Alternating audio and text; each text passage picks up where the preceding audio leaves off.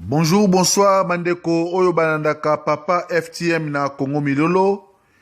Lelo Oyo na Zongeli Bino parce que, comme on dit parfois, les malheurs ne viennent jamais seuls. Na bine wana pona nini parce que avion ya Goma Airways Oyo ezalaki loué par la CENI et bane komema biloko ya CENI na atterrissage na ngoka na Njili na aéroport ya Njili avion epanzani. Ndenge bozomona photo avion epanzani esami lelo. En tout cas, na ebite soki ezali sabotage ou pas.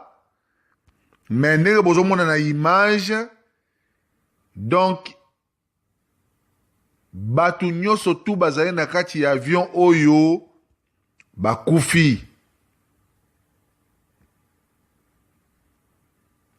Ba matériel ya CENI, ba papier ya CENI nyonso tu eziki ebebi.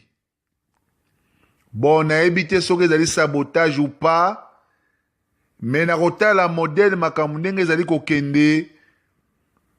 En tout cas, même les 30 décembre ngo babaki ezali le jour J et komi na keba keba.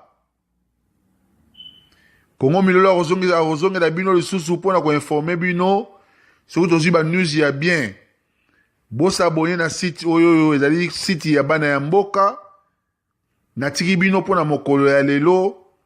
Au revoir.